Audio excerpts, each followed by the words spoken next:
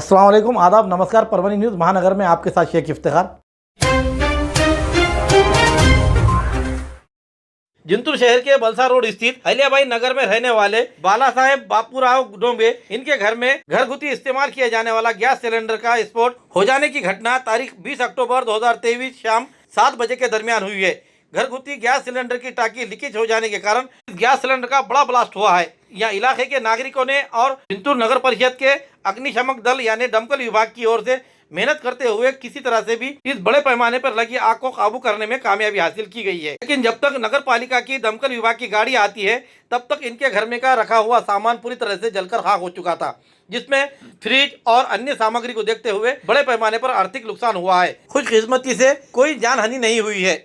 इस gas company के लापरवाही के कारण ही ये गैस लीकेज होकर बड़े पैमाने पर घर में ब्लास्ट हुआ है। इसके लिए ये गैस कंपनी ही जिम्मेदार है, ऐसा घर मालिक डोंबे ये बताते हुए घर में हुए नुकसान का मुआवजा गैस कंपनी के मालिक दे, ऐसी मांग की जा रही है। दरमियान घटना स्थल पर पुलिस प्रशासन, महसूल प्रशासन, स्थानीय गैस कंपनी के मालिक, अधिमान्यगण और यहाँ के सामाजिक कार्यकर्ता, एनजीओ के पदाधिकारी, अन्य लोगों ने आकर इस मदद कार्य में हाथ जुटाते हुए उन्हें सहायता करने की कोशिश की। घर मालिक और नागरिकों की ओर से इस मामले को लेकर रोष जताया जा रहा है।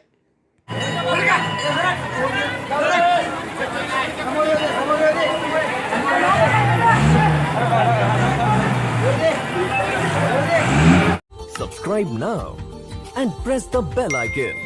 Never miss an update.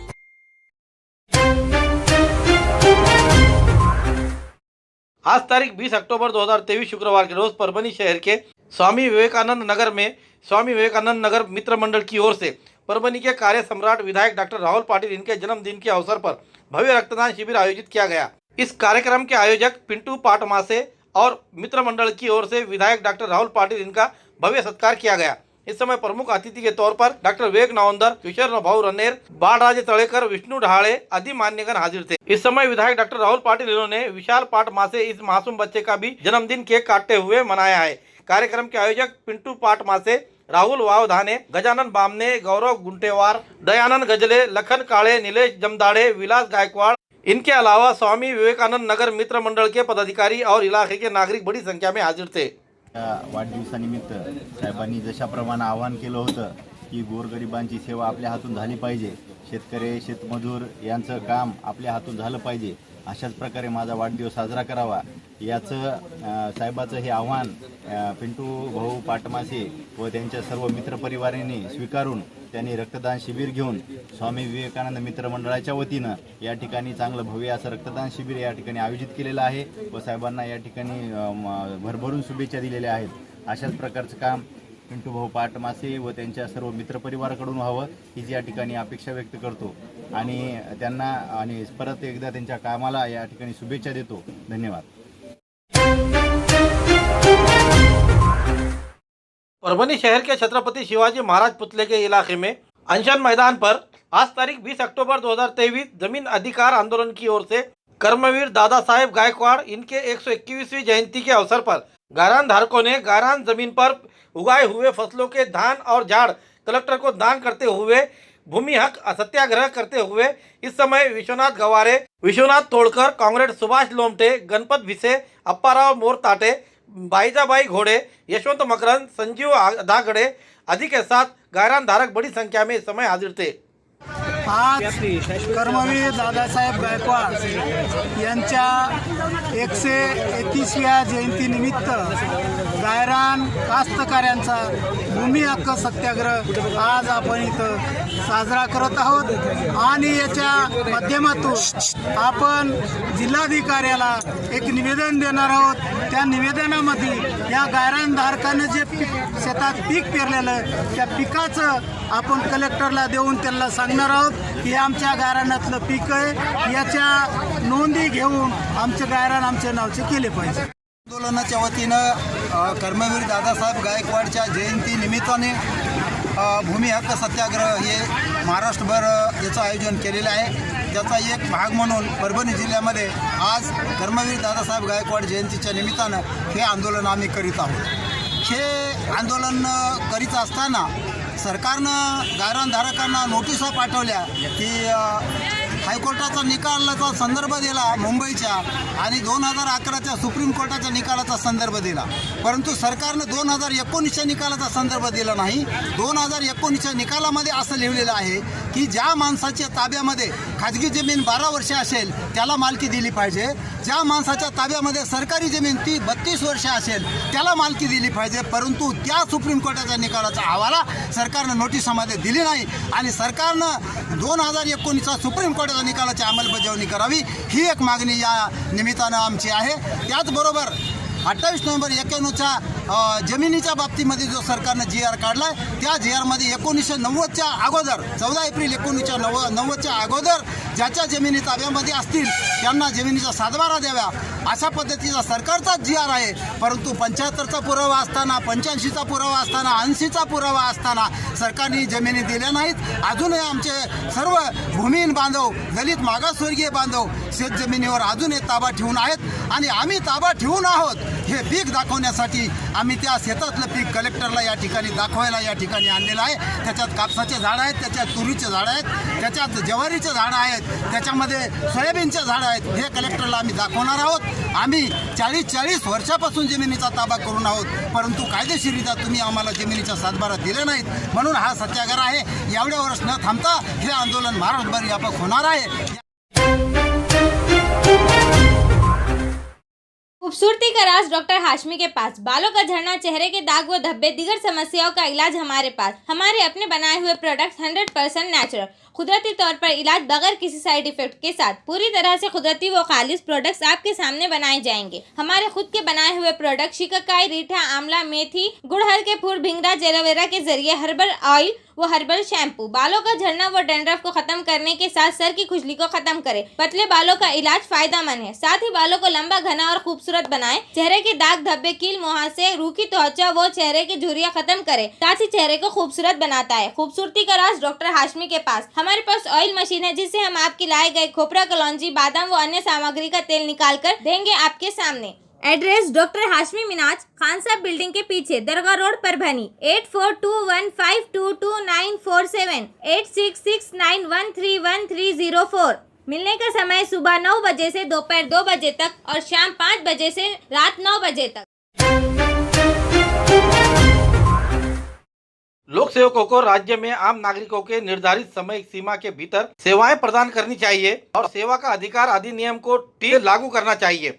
लोक सेवकों के लिए नागरिकों को पारदर्शिता पूर्वक एवं निर्धारित समय सीमा के भीतर सेवाएं प्रदान करना अनिवार्य है तथा सभी विभाग प्रमुखों को आम नागरिकों को सेवाएं प्रदान करते समय इस कानून का प्रभावी ढंग से लागू करने के निर्देश विभागीय आयुक्त डॉक्टर किरण जादव इन्होंने दिए हैं. आज तारीख 20 अक्टूबर 2023 शुक्रवार के रोज कलेक्टर कार्यालय में आयोजित बैठक में डॉक्टर किरण जादव बोल रहे थे. इस समय परभनी जिले के कलेक्टर रघुनाथ गावड़े, महानगर पालिका के आयुक्त तृप्ति सांडभोर, निवासी उपजिला अधिकारी अनुराधा ढालकरी, उप विभागीय अधिकारी दत्तू शेवाळे, शैलेश लाहोटी, जीवराज डापकर, जिला अधीक्षक भूमि अभिलेख वसंत निकम, उप मुख्य कार्यकारी अधिकारी डॉक्टर संदीप घोंसीकर, विशाल जादव, जिला स्वास्थ्य अधिकारी डॉक्टर राहुल गीते, इसके अलावा तहसीलदार, शिक्षा अधिकारी गणेश शिंदे आदि प्रमुख हाजिर थे.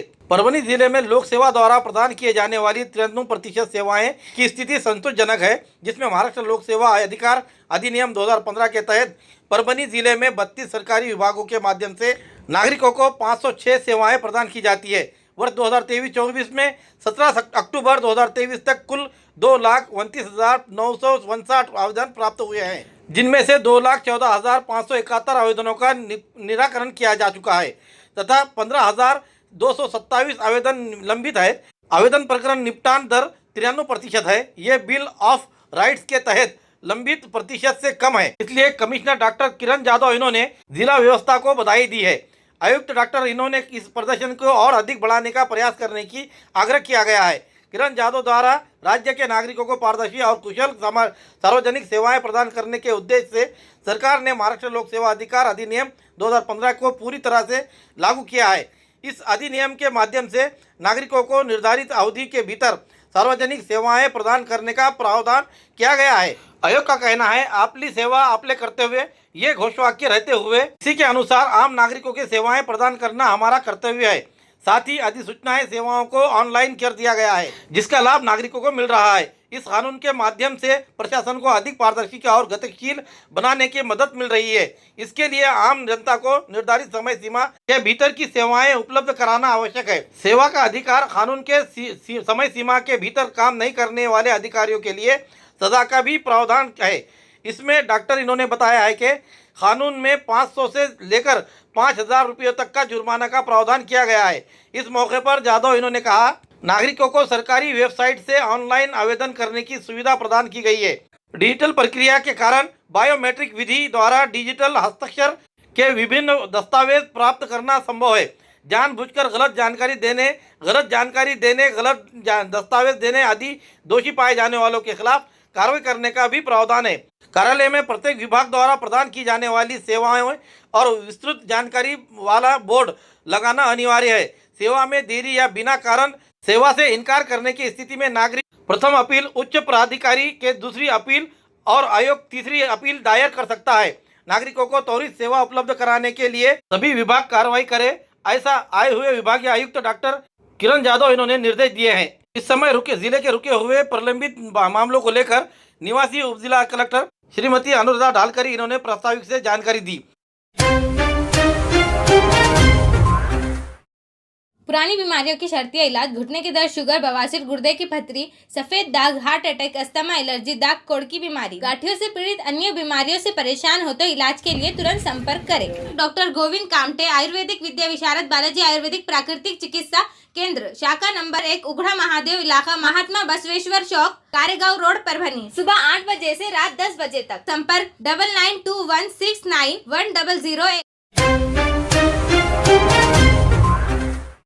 परभनी जिला ग्राम पंचायत हद के गावठान प्रमाण पत्र देने का अधिकार किसका है? ऐसा प्रश्न सरपंच सेवा महासंघ महाराष्ट्र राज्य की ओर से आज तारीख 20 अक्टूबर के रोज जिला कलेक्टर को दिए गए निवेदन में पूछा गया है। ग्राम पंचायत स्तर पर आने वाले बाधाएं बड़े पैमाने पर तकलीफदेह होते जा रहे हैं। इसी प्रकार का यहाँ का प्रश्न का हल निकल सके या उनके परेशान बाधाएं को दूर किया जाए, ऐसा कोई मार्ग नहीं निकल रहा है। गावठान का अधिकार किसका है, इसके बारे में कोई कहने के लिए तैयार नहीं है। कोई भी अधिकारी, ग्राम सेवक, दुय्यम निबंधक, ये सभी प्रशासकीय अधिकारी सरपंच को ही शिकंजे में कसने की कोशिश कर रहे हैं। इस मामले को, इस विषय को लेकर जिला कलेक्टर इस ओर ध्यान दे, ऐसी मांग करते हुए ये आने वाले बाधाओं को दूर किया जाए, ऐसे मांग का निवेदन आज तारीख 20 अक्टूबर 2023 शुक्रवार के रोज सरपंच सेवा महासंघ महाराष्ट्र राज्य के जिला अध्यक्ष सोपानराव आरमळ इनके साथ विविध गाँव के सरपंच और संघटना के पदाधिकारी इस समय मौजूद थे। आम्ही निवेदन दिलेलं आहे ते गावठाण प्रमाणपत्राबद्दल दिलेलं आहे। जर आम्ही ग्रामसेवकाला बोललो की आम्हाला गावठाण प्रमाणपत्र पाहिजे, मग आमच्या संघटनेचा निर्णय आहे की आम्ही हे देऊ शकत नाही। मग प्रत्येक गोष्टीला संघटना सांगते आम्हाला, म्हणजे प्रत्येक संघटना तुम्ही प्रत्येक लहान सहान कामासाठी तरी कलेक्टर साहेबाला जाऊन भेटा म्हणजे आजची एवढी दयनीय अवस्था आहे की कर्मचारी जे हे आहेत कुठल्याही कामाला म्हणजे आम्हाला प्रतिसाद देत नाही। पहिला मुद्दा, आज तुम्ही जिल्हा परिषदला जा, जिल्हा परिषदला तीच परिस्थिती, एक काम आज व्हायचं तरी 15 दिवस लागते एका कामासाठी। प्रशासनानं थोडंसं त्याच्याबद्दल याची दखल घ्यायला पाहिजे आणि याची दखल नाही घेतली तर आम्ही सरपंच संघटनेमार्फत उपोषण करण्याच्या तयारीत आहेत, हे नक्कीच। परभणी जिल्हाधिकारी कार्यालयावर आम्ही सर्व परभणी जिल्ह्यातील सरपंच संघटनेमार्फत सर्व सरपंच आम्ही गावठाण प्रमाणपत्र ही जी ग्रामसेवकाची संघटना यांना त्याच्यावर बहिष्कार घातलेला आहे आणि गावठाण प्रमाणपत्र आम्हाला देत नाही, त्या विषयावर आम्ही सर्व सरपंच लोक जिल्ह्यातील येऊन जिल्हाधिकारी साहेबांना निवेदन दिलेलं आहे आणि लवकरात लवकर जिल्हाधिकारी साहेब हे त्या विषयावर एक मीटिंग लावून तोडगा काढतो म्हणले आणि आम्हाला या खाली लोकांना सगळे प्रमाणपत्र द्यावं लागतात, खालच्या लोकांना तोंड द्यावं लागतात आणि आमचा हा विषय महत्त्वाचा आहे। असे खूप काही विषय 2-4 विषय आहेत, त्यामुळे आम्ही सर्वजण इथं येऊन कलेक्टर साहेबाला निवेदन दिलेलं आहे। साहेबांनी त्याच्यावर ताबडतोब तोडगा काढतो म्हणले। धन्यवाद।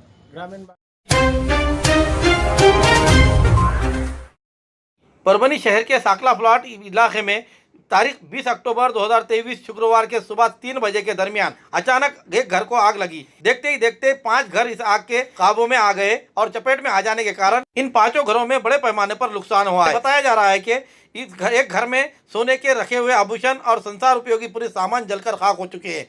इस गरीबों का संसार अब पूरा तरीके से खुले रास्ते पर आ चुका है।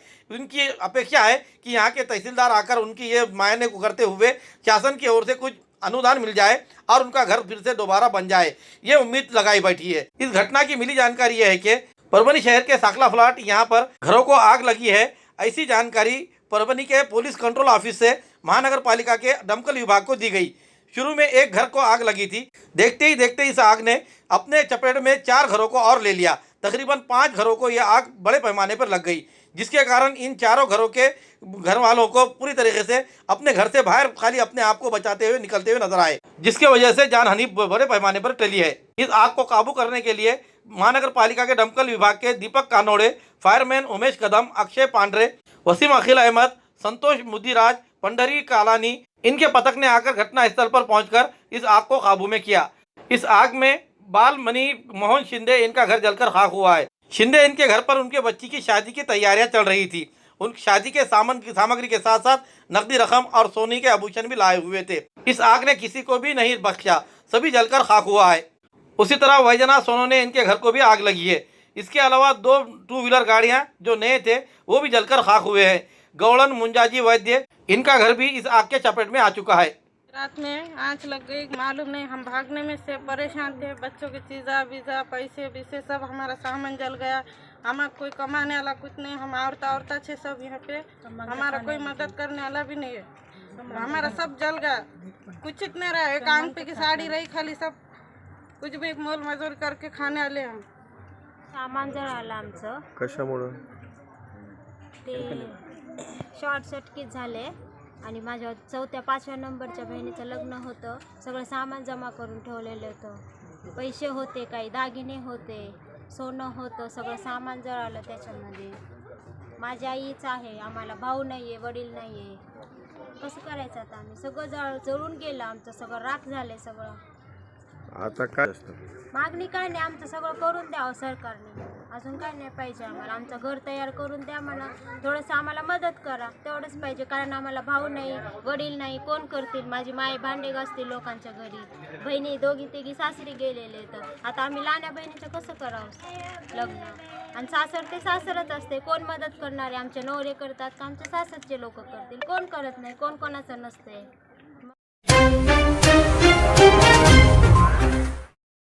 देसी जड़ी बूटियों से इलाज का एकमात्र केंद्र हकीम मौलाना उबैदुर रहमानी मिसबाही, इनका नूरी शिफा खाना। हर स्टेज का कैंसर, किडनी की खराबी, लीवर की खराबी, हर तरह का शुगर, बालों की हर तरह की समस्या, पीठ व किडनी की पथरी, बवासीर, हर्निया, अपेंडिक्स, बीपी की कमी व ज्यादती, पीलिया, हर तरह का चर्म रोग, हर तरह का पेट रोग, सफेद दाग, sciatica, uric acid, heart, depression, ulcer, नाक कान गले की बीमारी, आँख की हर तरह की समस्या, टॉन्सिल, हर तरह का न्यूरो रोग, मिर्गी खून की कमी, हर तरह का ट्यूमर आदि का इलाज सफलतापूर्वक किया जाता है। पता बलरामपुर चौराहा से चौक रोड, बैरागी कॉलोनी, तुलसीपुर, जनपद बलरामपुर, यूपी। तुलसीपुर में मिलने का समय सुबह 11 बजे से 6 बजे तक हर माह की 1 तारीख से 20 तारीख तक रहेगा।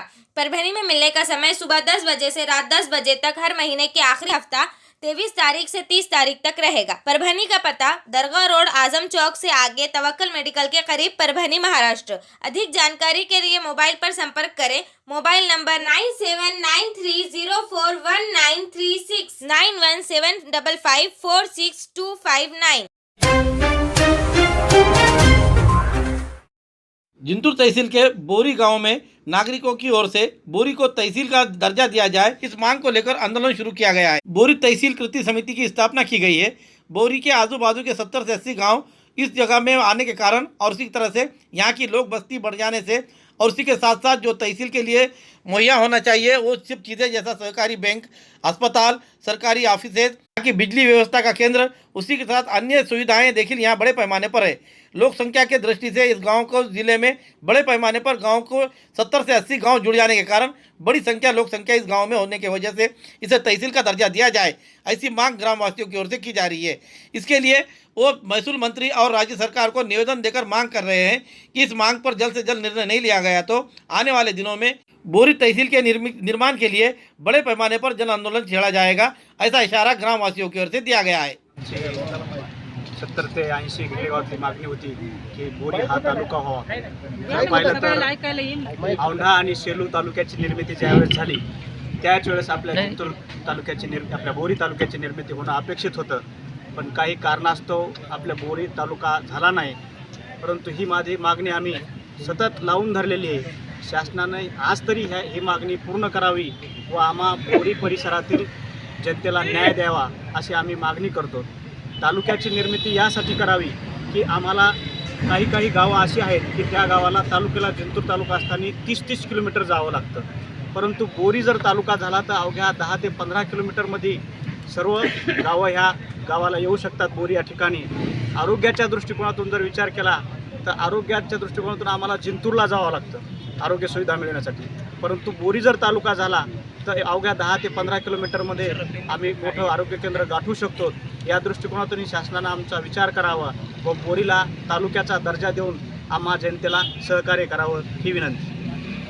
वतीनं 12 डिसेंबर 2022 आणि 18 मार्च 2023 या परिपत्रकाच्या अन्वये महाराष्ट्र शासनाच्या विचाराधीन नवीन तालुके निर्मिती करण्याची संकल्पना या ठिकाणी एक पारित झालेली आहे आणि त्या संकल्पनेला महाराष्ट्र शासनाच्या वतीने 6 विभागीय आयुक्ताची एक समिती स्थापन करण्यात आली आहे. त्या समितीच्या माध्यमातून नवीन तालुके निर्मितीसाठी प्रस्ताव या ठिकाणी त्यांनी मागणी केलेली आहे आणि त्याच अनुषंगाने बोरी व परिसरातील 70 ते 80 गावांचा 1992 पासून जो प्रलंबित राहिलेला नवीन तालुका निर्मितीचा प्रश्न जो आहे त्या अनुषंगाने आज बोरी आणि परिसरातील जवळपास 70 ते 80 गावाच्या प्रातिनिधिक स्वरूपामध्ये आज या ठिकाणी सर्व आम्ही तालुका संघर्ष समितीच्या वतीने या ठिकाणी एक दिवसीय लाक्षणिक उपोषण करत आहोत.